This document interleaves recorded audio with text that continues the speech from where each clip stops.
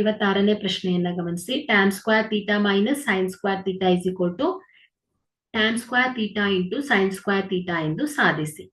ಇಲ್ಲಿ tan square theta minus sin square theta.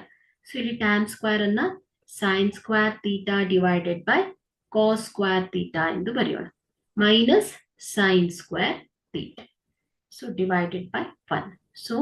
sin square theta minus 1 into cos square ಏನಾಗುತ್ತೆ, numerator ಗೆ multiply ಆಗುತ್ತೆ. ಇದೇನಾಗುತ್ತೆ sin square theta into cos square theta ಆಗುತ್ತೆ. Whole divided by cos square theta. This is equal to sin square ಎರಡು ಕಡೆ common ಇದೆ.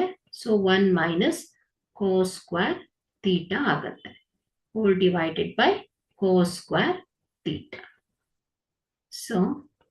sin square theta into 1 minus cos square. Sin square theta plus cos square theta is equal to 1.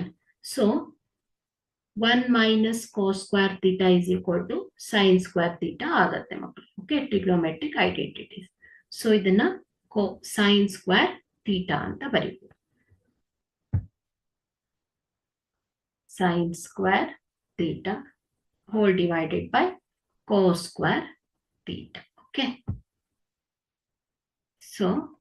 Sin square theta into sin square theta divided by cos square theta. ಇದೇನಾಗುತ್ತೆ sin square theta into sin square by cos square ಅನ್ನ tan square theta ಅಂತ ಬರೀಬಹುದು. This is RHS. Okay.